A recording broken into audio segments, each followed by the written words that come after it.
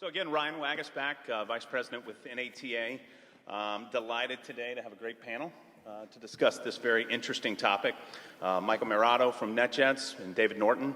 And Simon, thank you for joining us last minute, but this would be great. So I guess the question is I want this to be interactive. I think this is a very interesting topic. And how did we get here? June of 18, NATA started the Illegal Charter Task Force. It started from us going out, engaging the aircraft management companies and saying, what's your number one issue, right? And of course, it was workforce and then illegal charter. So we decided in June of 18 to create this Illegal Charter Task Force to start an education campaign, right? We all recognize that there's a lot of bad information out there, and there's a lot of challenges out there, and there's a lot of big culture shifts happening. So from your guys' perspective, how did we get here? So from my perspective, it did proceed. NATA did a really good job of picking up on this issue and engaging with FAA, but that's because it had become a problem. I was talking to FAA counsel 3-4 years ago, and we were talking about this issue. I know a bunch of the aviation lawyers in the room, and we're always focused on setting up leasing correctly, setting up ownership companies correctly, and so forth. And 5 years ago, this was becoming a problem. It was becoming known to some of the FAA counsel that were active in this area, and part of the perception was that with a lot of the economics up and down that we've had in the last 5 or 10 years, there are a lot of people that are sitting on airplanes and very frustrated because they think they're very expensive assets and they're not getting anything out of them. So especially, I'm in Dallas, Texas. Somebody was making fun of me because I'm from Texas the other day because I guess we're provincial or something, but we got a lot of land out there in Texas where lots of airports, lots of airplanes that sit around and don't fly that much, and there's a lot of activity going on where a manager says to the owner, hey, gee, if the airplane's not using, let's put some dry leases into place and we can make some money off of that. And so the comment was when there's economic stress and people feel like it's an expensive asset that's not being used, all of a sudden you're looking for creative ways to do that. You tie that into the increased technologies. I thought the panel before this was awesome because it really queued us up for there's this changing mentality of the shared culture, the app culture, we just want access to an airplane. So if you put those all together, all of a sudden there's just a lot of activity, and it got to the point where the FAA and the charter market and the charter community had to pay attention to it and really urge the FAA to start focusing on the issue more. So that's my initial take on it. Well, I agree with everything you said. I think what's important to notice that the illegal charter market is a very difficult one to size. We don't know exactly how large the market is, and that's in large part due to the difficulty of detecting the illegal charter arrangement. These arrangements and the inquiry is often one that would be very fact-specific, and it would be based on what's in the dry lease agreement, what's in the pilot services agreement to determine, are we dealing with a dry lease, are we dealing with a wet lease? But certainly the anecdotal evidence and all of the information available to us through the industry and elsewhere suggests that this is a problem that's increasing in nature, and it's not just a problem that's limited to smaller aircraft. So this is an issue both here in the United States and internationally as well. Yeah, it's been interesting. So when we brought this problem to the FAA a number of years, last year, they really didn't think there was an issue. And in fairness, there was the illegal charter hotline. Who out here was aware of the illegal charter hotline? Right. Who actually used it? Right? That's the problem. So for 10 years, they only had 120 reports. Last week alone, via our online portal through our website, we had 46. So now there's been a big education campaign going on within the FAA to start getting out to FSDOs. That's what me and David are doing now consistently around the country, going and meeting with FSDOs around the country with SEAT, which is out of Fort Worth, Special Emphasis Investigation Team. They're kind of the SEAL Team 6 of the FAA investigation world, and they go out and they know what's going on in the trenches. So they're educating the FSDOs on what's going on. Part of the issue was operators, entities were going to their FSDOs and saying, we got a problem. X, Y, and Z over here is doing something, illegal. It wasn't in their wheelhouse. It hasn't been in their wheelhouse. Now they've recognized that this is a significant problem. Again, we're kind of, as me and Dave, we've spoken earlier, we're kind of a victim of our own safety, right, or successes. We're a safe industry as a whole. And so the flying public believes, like, hey, beautiful airplane, Pilot with a white shirt, epaulets on, check, check, check, qualified. And that's kind of alarming, the trend we're going in right now. So there's a big education campaign going on right now. You spoke on the international aspect. The international coalition has kind of been formed already. You know, I was in Mexico City a number of weeks ago, the Philippines, speaking on illegal operations. Everyone is concerned about this. Europe, everyone. Simon, can you comment on that at all? Yeah, I mean, it's not a problem, obviously, this is the United States, it is a European issue, an international issue. I don't want to sound complacent, I'm certainly not. My personal professional view of this is one of the zero tolerance policy. But I don't think realistically we're likely to stop it. But I think what we need to do is adopt a portfolio approach to manage, as we say, and address the issue where we possibly can. As a safety regulator, as I say, I've got a very intolerant, zero tolerance policy towards this. The challenge I face, though, is quite often, and we will investigate any allegation that we hear. We've been working with BACO recently on this. There's high-profile cases in the UK, in other areas that I'm sure you guys have seen in the news. And the challenge we have often is that there's just anecdotal evidence, it's very light on detail. So if I get a phone call, and I've had probably 3, maybe 4 in the last 2 to 3 years, we will immediately go to an investigation. I have to reach a threshold, though, if I'm going to proceed with prosecution. Now, my role as a safety regulator, of course, is to ensure that the appropriate high standards of safety are maintained, and we all have a vested interest in that. But unless I'm able to reach that threshold whereby the lawyers say they've got a reasonable chance of prosecution, then my actions are limited to what I would call moving from enforcement to administrative action. Now, whilst that might not seem particularly effective, actually it's better to the owner to inquire and to make it very clear their own investigation can have quite a significant effect. There's more on that, and enjoy that. Sure. So what impact will this have on our industry? What's the ripple effect? I think from what I'm seeing, I'll share with you, I see 2 levels of impact right now. There's a very practical, what's going on right now impact, and then there's a more philosophical, what's coming down the road impact. The practical impact, and to pick up on what you said and peel that back a note later, there is a FSDO manager, let's say hypothetically the South Carolina FSDO manager, who has taken this on as a crusade. He was having an enormous amount of problem with improper dry leasing structures in South Carolina, and he has been at the pointy edge of the spear of getting the FAA to stand up and pay attention to this, and he's having some big impact. And from a practical standpoint, he is now actually out bringing other FSDOs on board, and I'm starting to get calls from FSDOs all over the country on some of the leasing structures we set up, where they're actually for the first time responding to truth in leasing notices. They're really actually starting to pay attention to this stuff. And they're educating for the first time safety inspectors on things to look for. Now, part of the issue is, and part of what Ryan and I have been doing is to make sure that they don't go overboard. The problem is if you ask for the FAA, you're poking the hornet's nest a little bit. If you want them to enforce, sometimes be careful what you ask for. The easiest people for them to enforce against are existing certificate holders, because that's who they can find. And they can come and look at what they're doing. And it's a lot harder to find the Part 91 quote manager who's not under anybody's microscope to see what they're doing. So a little bit of that's going on. The other thing that's going on is educational effort within the FAA that not all leasing is bad.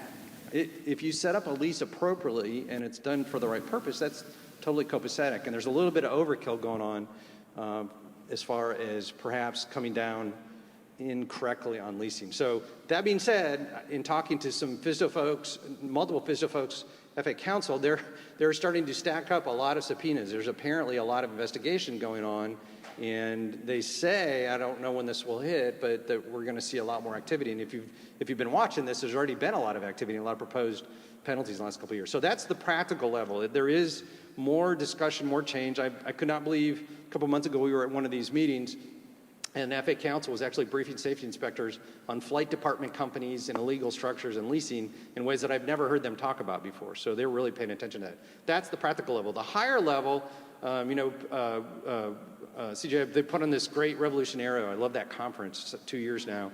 That's right at the very core of, it's an awesome conference, it's right at the very core of all of the new technologies of urban air mobility and all that stuff. Well, that has a huge impact in this area as well, because it's gonna drive at some point a rewrite of Part 135. The previous panel that was talking about the millennials that want to share flights, that's pushing stuff. And to your point, we've created this really super safe aviation system. Everybody just assumes now that when you get on an airplane, it's safe. And what a lot of people don't understand is when you get on a four-person piston airplane with a 50-hour pilot, that's not the same thing as getting on the 777 I'm going to get on when I go back to Dallas on American Airlines. And there's a disconnect on what's going on there.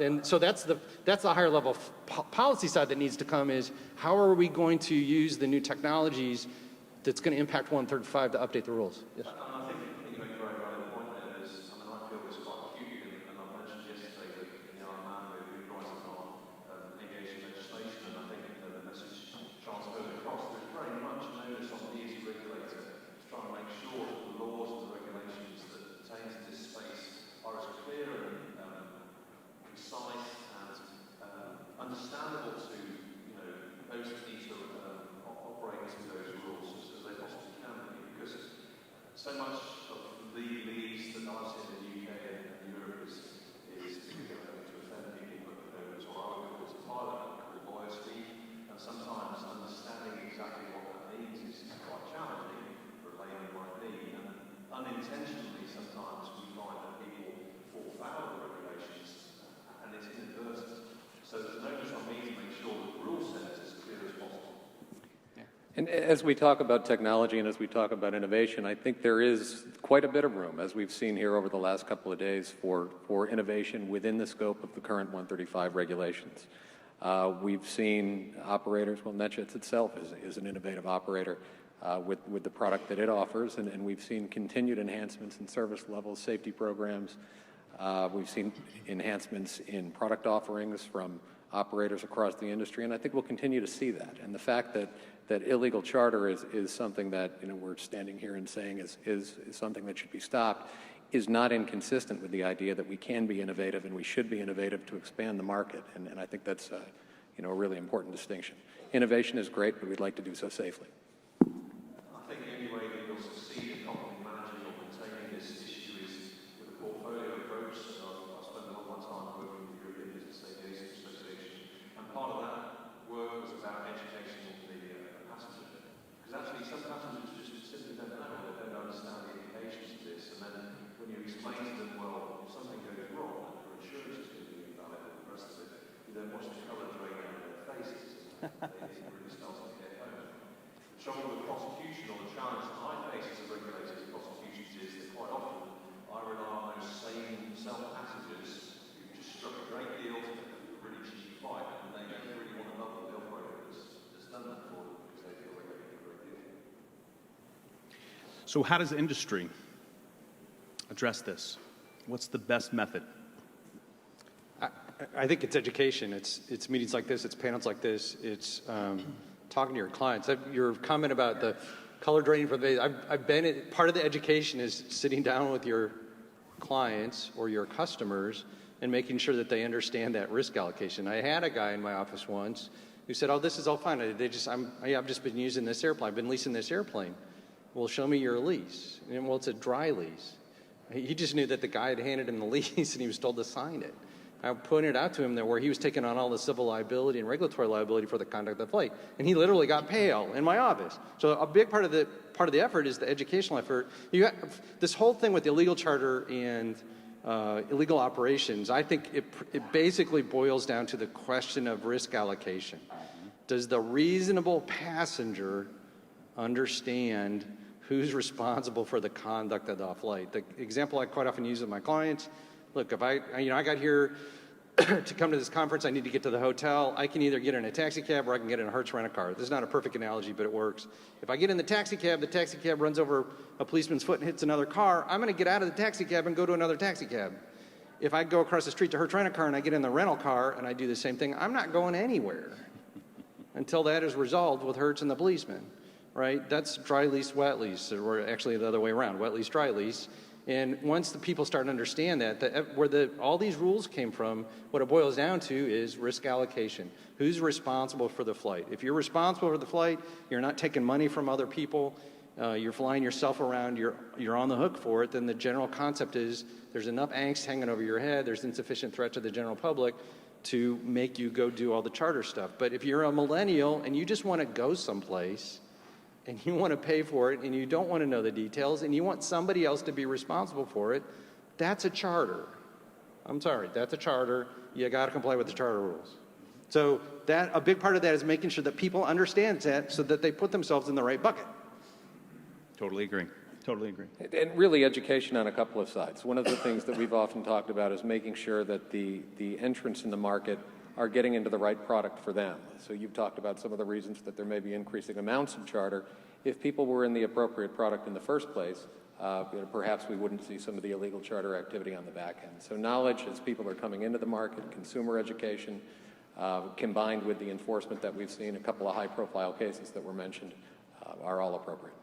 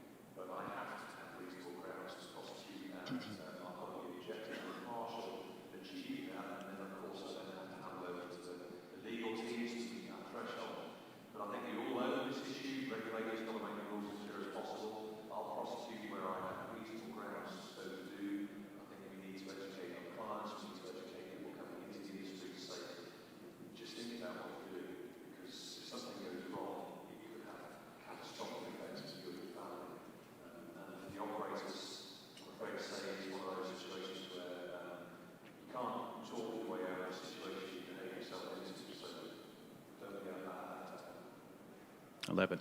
I love this first question. So, David, you're up. Yeah, so that kind of, again, to peel the onion back another layer. So when there's actually two different issues buried within that question. Philosophically, if you are flying somebody, if you got a person sitting in the back and you are flying them around and you're getting any amount of economic benefit from that, as far as the rules as constructed and the philosophy behind it is that's a charter. Now there's a rule that's kind of an FAA trap, and it talks about private pilots being able to do cost sharing, and that deals with what level of pilot certification you have that's not actually technically applicable to commercial versus non-commercial operations. So if you are a private pilot and you're going someplace and your buddy's going along and it's a common purpose, the FAA will generally allow you to do some cost sharing for that flight. But when we start talking about flying heavy iron, when you're in the bigger airplanes and you're moving people around and you're all splitting the costs, and you have to look at it from the reasonable expectation of the person who is paying the money. If they're sitting in the back and they had no clue as to how the pilots were picked, how the airplane was maintained, where the airplane came from, all they know is they're paying some money to go someplace. They have a right to expect, I think there's a philosophical argument, they got a right to expect a higher level of safety than a Part 91 where they have all that knowledge. That's that reasonable person concept. This is the fundamental issue. When the consumer is purchasing a product which is a commercial product, the commercial regulation should apply. Exactly, because from a grid point of view, the fundamental central tenet of AOC operations is essentially paying passenger. So if I buy a ticket, go from A to B, I should have a very high level of expectations in terms of safety and efficiency of that service. The bar is set at that level for obvious reasons. All right, so we'll go back to Blackbird, but let's go with the second one. Can I address that? You absolutely. So you all need to know the FAA, whether you love them or hate them, they're an agency that's there for safety. They have a budget. They have a lot of tasking. They're perennially overtasked and under budgeted. Some physios are a lot better than others. I get that. But they have a lot of stuff to do, and they have allocations on what they can pay attention to. And as a general rule, they can't pay attention to everything. Part of the reason why this has become such a big problem is the FAA can barely keep up with the 121 carriers, let alone the 135 carriers, let alone people that are flying around Part 91 that never talk to the FAA. I got a little airplane. I've had it for 20 years. I've talked to the FAA about my airplane exactly once. If you're flying around Part 91, they do not know you exist. They don't allocate funds to oversee you, and that's been a big part of the problem. Is a lot of people have done things wrong for 20 years and just thought because they never got caught, they never got away with it. To answer that question is part of what's going on with this one FSDO in South Carolina is he realized it was a problem, and he made the decision to reallocate some of his funds and tasking to take care of it, and he's spreading that word within the FAA. I would encourage you, especially if you're a 135 operator or you're aware of this, doing this correctly is good for everybody. It's good for my Part 91 clients who understand what they're doing. If they want to do 91 leasing, that's great, but if they want to do it safely. For my 135 clients, it's fair to them because they're the ones that went out and got a 135 certificate. You need to make some noise with the FSDO and get that they're the ones that have the choice, some choice, to reallocate sources to look at this issue. If you point out to them, hey, this is a problem here, this needs to be addressed. Now, there is a funny story about the illegal charter operator A who called the FAA FSDO about illegal charter operator B and wanted to turn him in, and the FSDO started asking A what was going on. He was like, no, you can't talk to me, I'm calling you about B. So you got to be a little careful how you do that, but put pressure on the FSDO to pay attention to this. And on the resource point, every month there's a call now with every FSDO manager around the country. And so they're discussing what's happening, where they need resources. I know the Tennessee or Nashville FSDO sent resources out to California, to the Bay Area, to do some investigating. So they are sharing resources and they're talking on a monthly basis. All right, what's next? And I can answer a little bit on the 47 reports. Every single one of the reports has to be investigated by CIAT. They have to get into it and dig into it to a certain level. What we have requested from the administrators at the FAA to have some transparency, right? The biggest complaint is we submit these, we call through the report line and they go into a black hole. We don't hear anything from that point forward. And it's true, right? I mean, we submit them to the FAA, CIAT. I'm maintaining that relationship and I'm going out to see it next Thursday, to track all of these cases that we've submitted to say, hey, where are we with this? But once it gets to a certain point, everybody has to clam up. They can't tell me anything anymore, and they start working the investigation, and then it moves up through legal. But all of them have to be investigated. Ryan, would it make sense to mention at this point that the FAA reauthorization bill in 2018 did call for a report on the reports that are coming out of the hotline over the last 10 years? What are the number of those reports? How are those reports being handled? And what are some recommendations to improve the handling of those reports going forward? Absolutely. And our team met with Ali Barami and all the administrators, I think the 18th of November. They pulled the report out and said, here it is. We've got a lot of issues here. It'll be out in a couple of months. So they're having to dig in. In fairness, the resources, the challenges, and breakdowns in their system, this is, when you used to submit a lease to Oak City, where would it go? Into a filing cabinet. It was timestamped and went to a filing cabinet. Now they're actually looking at them, yeah. Now they're looking at it. So things are changing, but it is a massive ship, and it's taking a lot of time and a lot of energy to turn it. Can I carry on that same thought and also kind of sort of answer there's two good questions about, there's a platform out there, blurring leasing, there's so forth, and also back to the question of turning people in. So keep in mind, if you call the FAA and say, hey, there's a legal charter going on down the ramp, click, right. They got to go investigate that, but you've given them nothing to investigate this. And these tend to be, if you're a company, some holding company that has 15 leases out there and you're not doing it right, or you're barely doing it, just calling the FAA and saying this is going on doesn't give them very much to go on. So part of the trick here is that you have to get enough information to the FAA so that they can actually go look at something. You can give them enough of a lead to look at. Conversely, in their defense, it takes time to build a case. You can look at something and you just intuitively know, boy, that really smells bad. But until they go out and they get documents, they get flight records, they talk to people, They can't really definitively say, because to your point, you don't want to improperly enforce if it's not appropriate.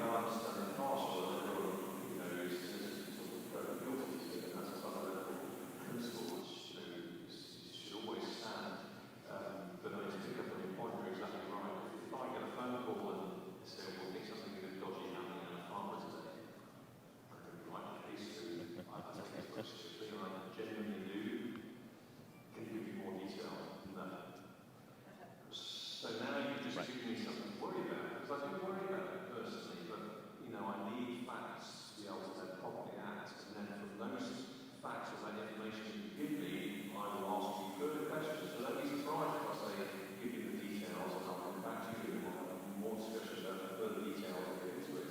And then from there, as we investigate, then we decide whether we're going to go down the enforcement or the administrative action route. But if someone just makes an allegation that says, I think something good is going on there, I can't do anything with that. That's right. Thank you. I guess we're, Yeah, we're out. So thank you. Thank you.